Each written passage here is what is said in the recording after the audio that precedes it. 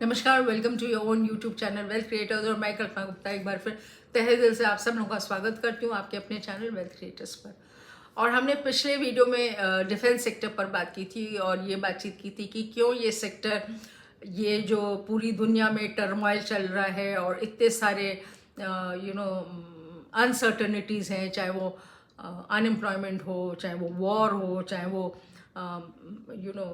Energy crisis हो या climate change हो। इस सब चीज़ों के तहत जो है एक सेक्टर जो इन सब से परे लगातार ग्रो कर रहा है वो है डिफेंस सेक्टर। और उस वीडियो में हमने बताया था कि इंडिया में डिफेंस सेक्टर क्यों अच्छा करेगा और क्यों आत्मनिर्भर भारत के तहत इसको बहुत एक बड़ा बूस्ट मिला है।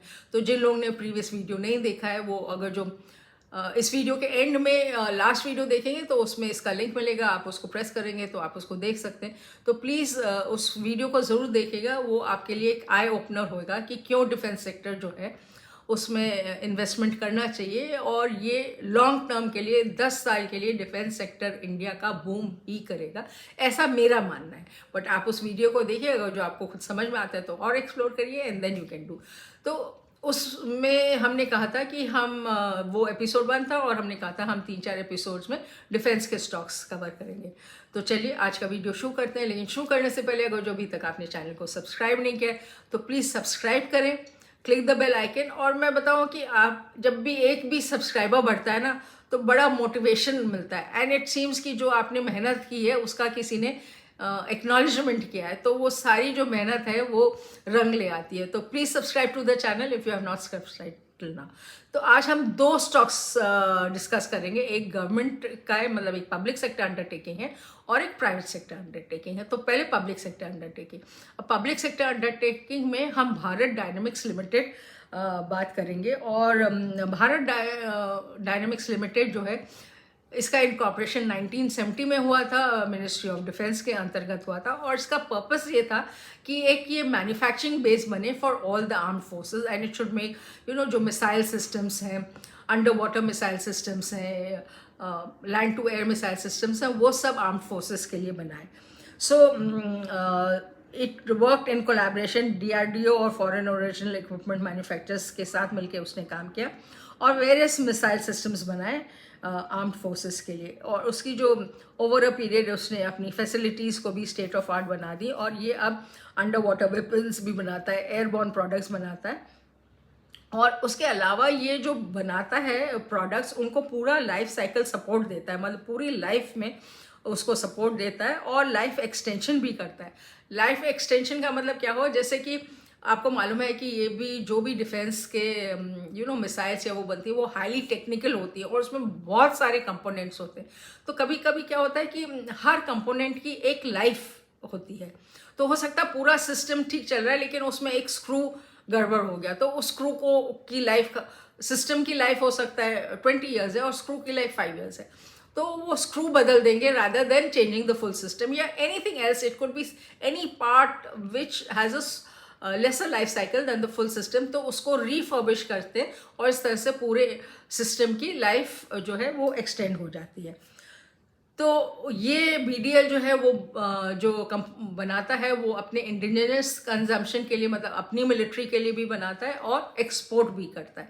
So it is both for indigenous consumption and exports. और बीडीएल जो है वो स्टॉक एक्सचेंज में लिस्ट हुआ था, हालांकि 1970 में बना था लेकिन it was listed on the stock exchange only in March 18। तो बहुत पुरानी लिस्टिंग नहीं है इसकी। अब now will quickly go through ये फोटोग्राफ्स, आप देख लेंगे कि बहुत सारे इक्विपमेंट्स बीडीएल बनाता है। This is just to give you an overview कि क्या क्या बनाता है, हम लोग सोच भी नहीं सकते। जैसे ये यूनिफाइड लॉन्चर है, या ये मल्टी इन्फ्लुएंशियल ग्राउंड माइंस हैं, निशानी है, एंटी सबमरीन वॉरफेयर सूट है, हेलिना है और एस्ट्रा वेपन सिस्टम है। तो ये सब बहुत सारी चीज़ें ये बनाता है। देयर समथिंग लाइक फ्लेम, पता नहीं क्या क्या ये सब चीज़, ये क्या क्या करते हैं, बट दिस इज़ जस्ट ये सब उसकी वेबसाइट से लिया। और बहुत सारी चीज़ें थी, मैंने खाली कुछ चीज़ें लिए just to give you an overview कि कितना ज़्यादा टेक्निकल एंड कॉम्प्लिकेटेड चीज़ें ये बनाते हैं जो कि हम लोग आम आदमी अपनी ज़िंदगी में सोच भी नहीं सकता कि क्या हो रहा है दुनिया में। तो भारत डायनेमिक्स का अब हम एक फाइनेंशियल ओवरव्यू ले लेते हैं। तो कमिंग टू दैट, ये जो फाइनेंशियल ओवरव्यू है, ये भी जैसे हमने बात की ये टिकर फिनोलॉजी से है, तो इसका जो है 52 week high was 979 and 52 week low was 370, और अभी ये 870 to 915 पर ट्रेड कर रहा है। तो आप देख सकते हैं कि इसने it has almost recovered its low, तो अभी ये ऑलमोस्ट अपने 52 वीक हाई पर पहुंच रहा है। अगर जो ओनरशिप हम देखें तो उसमें 4 स्टार्स मिले, क्योंकि ये गवर्नमेंट ओन्ड है। वैल्यूएशन उनका कहना है कि ये एक्सपेंसिव है, खाली 1 स्टार भी नहीं दिया, आधा स्टार दिया। एफिशिएंसी में 4.5 स्टार्स दिए और फाइनेंशियल्स में 3 स्टार्स दिए। So this is about it. और अगर जो हम आगे आए तो पी रेशो इसका 29.6 है, जो कि एक्सपेंसिव है। फेस वैल्यू 10 है एंड डेट बहुत कम है, 3.58 करोड़ है, ऑलमोस्ट नेग्लिजिबल है। EPS 30.59 पर अच्छी है। Sales at 47.22 is very good. ROE at 17.62 ठीक ठीक है, it can be improved. ROCE at 25.15 is good and profit growth at 93.95 is excellent. अब अगर जो हम शेयर होल्डिंग पर आए तो प्रोमोटर की शेयर होल्डिंग इज 74.93, मतलब गवर्नमेंट ऑफ इंडिया या प्रेसिडेंट ऑफ इंडिया की शेयर होल्डिंग 74.93 है, तो बेसिकली 75% तो सरकार के पास ही है। 14.59 डोमेस्टिक इंस्टीट्यूशनल इन्वेस्टर्स पर है और फॉरेन इंस्टीट्यूशनल इन्वेस्टर्स पर 2.4 है। कोई भी शेयर प्लेज नहीं है। This is about the share holding. अब अगर जो हम इसके क्वार्टरली रिजल्ट्स पर आए तो इसकी नेट सेल्स जो है वो जून 21 में 128.59 थी, जो कि जून 22 में 694.80 है। तो नेट सेल्स वीसी YOY तो बहुत अच्छी इंक्रीज हुई है। बट अगर जो हम क्वार्टर ऑन क्वार्टर देखेंगे तो दिसंबर क्वार्टर से कम है और मार्च क्वार्टर से भी कम है, जो कि एक पॉजिटिव साइन नहीं है। और जो again operating profit if you see तो जून के कंपैरिजन में बहुत अच्छा है, लेकिन ऑपरेटिंग प्रॉफिट सितंबर, दिसंबर एंड मार्च से कम है। प्रॉफिट बिफोर टैक्स अगेन जून से बहुत अच्छा है, लेकिन बाकी सबसे कम है। प्रॉफिट आफ्टर टैक्स भी same goes there. So this is as far as the quarter on quarter, June quarter has not done very well, but year on YOY June 21 to June 22 performance ठीक है। और जो हम annual देखें इसका तो मार्च 18 में 4576.71 सेल्स थी, जो कि मार्च 22 में 2817 हो गई। तो अगर जो हम मार्च 18 से कंपेयर करें तो बिल्कुल अच्छी नहीं है। लेकिन अगर जो हम मार्च 21 से कंपेयर करें तो 1913 से 2817 हो गई। तो इसी वजह से शू में आपको सेल्स ग्रोथ कितनी 47 या कुछ % दिखी थी। That was year two year, but अगर जो हम एवरेज देखेंगे तो कम होगी। सिमिलरली नेट प्रॉफिट अगर जो आप देखें तो मार्च 18 से कम हुआ है। मार्च 18 में 528 था, लेकिन और अभी 500 हुआ है मार्च 22 में। लेकिन अगर जो आप मार्च 21 से कंपेयर करें, जब ये 258 था और अब ये 500 है, तो जो प्रॉफिट ग्रोथ आप देखेंगे जो आपने 90s में देखी थी फर्स्ट चार्ट में कितनी थी, इट वाज 93.95, तो बिल्कुल 93.95 होगी अगर जो हम ईयरली ग्रोथ देखें। अब हम एक ब्रीफ ले लेते हैं। तो ये हमने फाइनेंशियल्स देख लिए कि क्या भारत डायनेमिक्स एक अट्रैक्टिव शेयर है इन्वेस्ट में। तो जल्दी से कर लेते हैं। एक पी रेशो इसकी हाई है 29.68। स्टॉक थोड़ा ओवर वैल्यूड है, तो अभी आप इन्वेस्ट नहीं करें, वेट करें। मार्केट बहुत वोलेटाइल है, तो जब मार्केट गिरेगा और ये स्टॉक की वैल्यू थोड़ी कम होगी तब आप इन्वेस्ट करें। मैं स्टॉक अच्छा है तो अपनी मॉनिटरिंग में रखिए and when it falls down तब आप लीजिए। इसकी और स्टडी करिए, फाइनेंशियल एडवाइजर से बात करिए। It is not a recommendation in any way कि आप इस स्टॉक में इन्वेस्ट करें। रिटर्न ऑन एसेट 8.05 है, थोड़ा कम है, थोड़ा बेटर होना चाहिए। लेकिन ये सब ना कैपिटल इंटेंसिव इंडस्ट्रीज़ हैं जो कि डिफेंस के इक्विपमेंट्स बनाती हैं, तो ऑब्वियसली इसमें इंफ्रास्ट्रक्चर में बहुत ज़्यादा पैसा लगता है। उतना रिटर्न मतलब उतना ज़्यादा ROA उतना ज़्यादा हो नहीं सकता। रिटर्न ऑन इक्विटी 17.60 है, जो कि ठीक ठाक है, बेटर हो सकती है। डेट टू इक्विटी रेशो बहुत कम है और करंट रेशो 2.14 है, विच शोज कि कंपनी में लिक्विडिटी अच्छी है and it can pay of its current liabilities, बहुत आसानी से पेमेंट कर सकता है।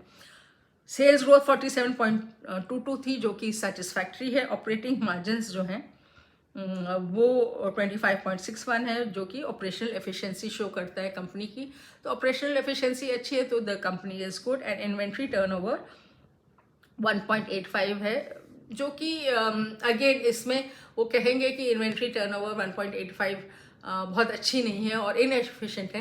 बट अगेन हमें ये समझना पड़ेगा कि ये डिफेंस सेक्टर के लिए बना रहा है और डिफेंस सेक्टर में बहुत छोटे पार्ट्स होते हैं तो उनको इन्वेंट्री मेंटेन करके रखनी होती है। जब ये कह रहे हैं कि हम एक पूरी लाइफ साइकिल प्रोडक्ट की जो लाइफ साइकिल है उसको सपोर्ट देते हैं तो उनको वो सारे पार्ट्स जो है लाके रखने पड़ेंगे जिससे कि कल को वो ऑब्सोलीट भी हो गया पार्ट और आगे नहीं बन रहा है तब भी इनके पास वो पार्ट हो जिससे कि अगर जो ज़रूरत पड़े वो उसको रिप्लेस कर सके। So that is Y inventory I think in such type of companies कभी भी इन्वेंट्री टर्नओवर रेशियो बहुत अच्छा नहीं होएगा बट फिर भी इसको डेफिनेटली इम्प्रूव किया जा सकता है।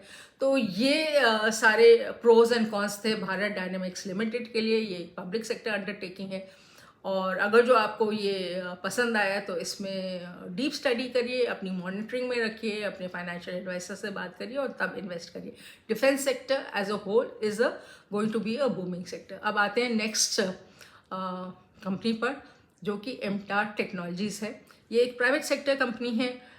ये भी 1970 में ही फाउंड की गई थी by one mister Ravindra Reddy. He is no more but उनका एम ये था कि वो एक ऐसी कंपनी बनाए जो कि बहुत ही स्पेशलाइज्ड काम करे और अपना एक निश बनाए और उन्होंने इसी तरह की कंपनी बनाई। और ये कंपनी लिस्ट खाली 1.5 साल पहले शायद लास्ट ईयर मार्च 21 में लिस्ट हुई है। तो इसकी लिस्टिंग के लिए खाली 1.5 साल हुआ है। तो चलिए जानते हैं ये कौन सी कंपनी है। The name of the company is MTAR Technologies और इसके बारे में जानते हैं। ये जैसे कि आपने इसका स्लोगन देखा है, it is a one stop solution for all manufacturing needs. अब ये जो एमटार टेक्नोलॉजीज़ है ये जैसे मैंने कहा कि इनका काम था कि बहुत ही निश एरिया में काम करे। तो ये बहुत ही क्रिटिकल असेंबलीज बनाते हैं और इनके पास प्रेसिशन मशीनिंग है, असेंबली टेस्टिंग है, क्वालिटी कंट्रोल है, स्पेशलाइज्ड फैब्रिकेशन कॉम्पिटेंसीज हैं और ये सब चीज़ें उन्होंने इंडिजिनसली डिज़ाइन और डेवलप की हैं। और अब ये जो है ये अपने कस्टमर्स को सर्व करते हैं in clean energy, nuclear energy, space and defence sectors. और ये जो है इसकी कोर स्ट्रेंथ्स हैं। कंपनी जो है वो 7 मैन्युफैक्चरिंग फैसिलिटीज़ हैं इसके पास और एक एक्सपोर्ट ओरिएंटेड यूनिट है including export oriented unit. Over the years इसने बहुत सारा इन्वेस्टमेंट किया है अपने प्रोसेसेस में, अपने इंफ्रास्ट्रक्चर में, अपने सिस्टम्स में और अपने स्टाफ को ट्रेन करने में। उनको एक स्पेशलाइज्ड ट्रेनिंग की है। So for this type of manufacturing you know which is so critical and so precise, you need specialized staff. आप किसी आम आदमी से काम नहीं कर सकते। तो इन्होंने बहुत इन्वेस्टमेंट किया है ह्यूमन रिसोर्सेज पर और अपने स्टाफ को अपस्किल किया है ऑन दीज पैरामीटर्स। तो कंपनी का मिशन है to create complex and differentiated engineering products thereby creating value for its stakeholders। और विजन है कि एक रिलायबल इनोवेटिव मैन्युफैक्चरर बने जो कि अपने क्लाइंट्स को सारे सॉल्यूशंस दें इन डाइवर्सिफाइड सेगमेंट्स और कंट्री की इंजीनियरिंग जो नीड्स हैं उसको केटर करें और दुनिया की प्रॉब्लम सॉल्व करें जो कि कार्बन एमिशंस हैं या इस तरह की चीज़ें और एक सस्टेनेबल ecosystem बनाए। So this is the mission and the vision of the company. Now let us see what are its business segments. So it works in civil, nuclear, defense, aerospace, space, ball and screw and roller screws, ये सब जो बनाते हैं clean energy में और marine और other segments में काम करते हैं। अगर जो हम फाइनेंशियल्स पर आए तो आप देखेंगे कि ओनरशिप में 2.5 है क्योंकि शेयर होल्डिंग थोड़ी कम है। वैल्यूएशन बहुत एक्सपेंसिव है, 0 स्टार्स दिए। एफिशिएंसी ठीक है 3 and financials are very stable with 4 stars. Now PE ratio इसका 71.13 है जबकि जो भारत डायनेमिक्स था उसमें खाली 29 था, उसी को हम एक्सपेंसिव कह रहे थे। तो ये 71.13 तो बहुत ज़्यादा है। और जो इसका ये भी देखिए कि जो 52 वीक हाई था वो 2563 है था और लो वॉज 1205, मतलब ऑलमोस्ट 50% का डाउनफॉल था, लेकिन आज की डेट में ये जो हाई चल रहा है it is ranging between 1575 to 1615। तो आई विल से इसको अपनी मॉनिटरिंग में रखे, क्योंकि फाइनेंशियल्स अच्छे दिए हुए हैं या कंपनी ग्रोइंग कंपनी है, और जब इसके भी नीचे आए तब फिर इसको ख़रीदना चाहिए। लेकिन अभी फ़िलहाल ये महंगा लगता है। इसकी फेस वैल्यू 10 है, book value again is very 174.32, debt 95.89 है, लेकिन बहुत ज़्यादा डेट नहीं है, कैश ही इनके पास 67 करोड़ का है, सो नॉट मच। प्रोमोटर की होल्डिंग एट 47.47 कम है, EPS 22.30 पर ठीक है, sales growth 30.67 again okay, ROE 12.22 पर कैन बी इम्प्रूव्ड, ROCE भी इम्प्रूव कर सकता है, profit growth at 32.11% is okay. अब अगर जो हम प्रोमोटर्स की होल्डिंग पर आए तो प्रोमोटर की होल्डिंग जो है वो 47.47 है, FII इसकी 2.3 है, डोमेस्टिक इंस्टीट्यूशनल इन्वेस्टर्स की बहुत अच्छी होल्डिंग है 27.26%। ना अगर जो आप इसका क्वार्टर ऑन क्वार्टर देखें तो प्रमोटर्स ने मार्च 22 से जून 22 में अपनी थोड़ी शेयर होल्डिंग ऑफलोड की है, 50.26 से it has come down to 47.47। और वी शुड नॉट फॉरगेट कि अभी लास्ट ईयर मार्च में ही ये लिस्ट हुआ है। सेकेंडली इसके कुछ शेयर्स प्लेज्ड हैं। अब I don't know what was the reason for pledging of this shares. हो सकता है कि जब ये इनका ऑफर आया, लिस्टिंग हुई, तब सेबी की कुछ गाइडलाइंस हो, otherwise it makes no sense. और प्रोमोटर्स ने अपना शेयर बेचा है वो भी थोड़ा so soon after the listing, it is unless there was some guidelines। तो इसको आप फर्दर स्टडी करिएगा कि क्यों ये हुआ है। प्रोमोटर्स बहुत सारे हैं, कोई एक सिंगल प्रोमोटर नहीं है, आप देख सकते हैं 6.80, 6.80, 5.26। So I think it's a family held company और सबके छोटे छोटे शेयर है। Now coming to the quarterly results, अगर जो हम देखें तो नेट सेल्स जून 22 में 91 करोड़ हुई है, जो कि जून 21 के कंपैरिजन में तो जून 22 में अच्छी ग्रोथ हुई है, लेकिन अगर जो हम अदरवाइज देखें तो मार्च 22 से कम हुई है। देन अगेन अगर जो हम ऑपरेटिंग प्रॉफिट देखें तो operating profit as compared to June 21 14.47 से 25 crore is good, but then it was less than what they did in September 21, जबकि September 21 में भी sales almost same थी, और मार्च से तो कम है ही है। Profit after tax again from June it is really good, almost double 8.71 के अगेन 16.43, लेकिन क्वार्टर ऑन क्वार्टर सितंबर से कम है और मार्च 22 से कम है, बट दिसंबर 21 से बेटर है। बट दिसंबर में अगेन सेल भी कम थी तो प्रॉफिट भी कम था।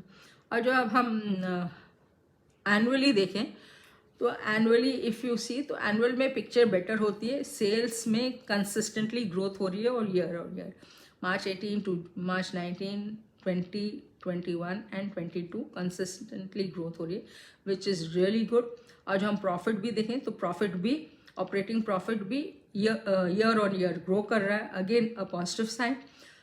Profit before tax also has been growing, again good, and net profit also has been growing। खाली मार्च 21 में 39, मार्च 19 में हुआ और मार्च 20 में 31 हुआ, तो 19 टू 20 में थोड़ा कम हुआ है प्रॉफिट, और otherwise the profit has been consistently increasing, which is a good sign. अब इसकी स्ट्रेंथ्स और वीकनेसेस देख लें तो कंपनी ने अच्छा प्रॉफिट शो किया है for the past 3 years, which at 15.81। अगर जो कंपनी प्रॉफिट शो करी है which is good, consistently growth. Company ने गुड रेवेन्यू ग्रोथ भी शो की है 20.58 for the past 3 years, which is again very good. Interest coverage ratio अच्छा है और कंपनी का average on these parameters is good. अब जो लिमिटेशंस हैं ये है कि नेगेटिव कैश फ्लो है ऑपरेशन से, जो कि बहुत बहुत ख़राब है। इट इज़ नेगेटिव नहीं होना चाहिए। कंपनी बहुत हाई PE पर ट्रेड कर रही है at 71.13, which is very very high, and it is also trading at a very high EV by EBITDA at 42.72। अब क्या टेक्नोलॉजीज एक एट्रैक्टिव स्टॉक है, तो एक जल्दी से रिव्यू ले लेते हैं। पीई बहुत हाई है 71.18, तो इस वक्त तो बिल्कुल भी इन्वेस्ट नहीं करना चाहिए, अपने मॉनिटरिंग में रखना चाहिए। जब ये स्टॉक नीचे आए तभी इसमें इन्वेस्ट करना चाहिए। और स्टॉक मार्केट बहुत सारी अपॉर्चुनिटीज़ देता है, स्टॉक अच्छा है, फाइनेंशियल्स अच्छे हैं, ग्रोथ अच्छी है year on year, but it is trading at a very high P. तो आप वेट करिए, स्टडी करिए, और जब नीचे आए तब लीजिए। रिटर्न ऑन एसेट्स 9.27 है। जैसे मैंने कहा, ये सारे जो डिफेंस के स्टॉक्स हैं ये कैपिटल इंटेंसिव होते हैं, तो इनका आरओए हमेशा बहुत ज़्यादा अच्छा नहीं होएगा, but it is okay. Current ratio 2.80 है, जो कि बहुत अच्छा है। उसमें भी बीडीएल में भी हमने देखा था करंट रेशो 2 से ऊपर है, तो इनफ लिक्विडिटी टू पे of your current liabilities. Return on equity 12.22 है, which is just okay, but अगर जो 20 से ऊपर होती है तो हम कहते हैं रिटर्न ऑन इक्विटी अच्छी है, क्योंकि जो इक्विटी शेयर होल्डर्स हैं उनको कुछ रिटर्न मिलना चाहिए।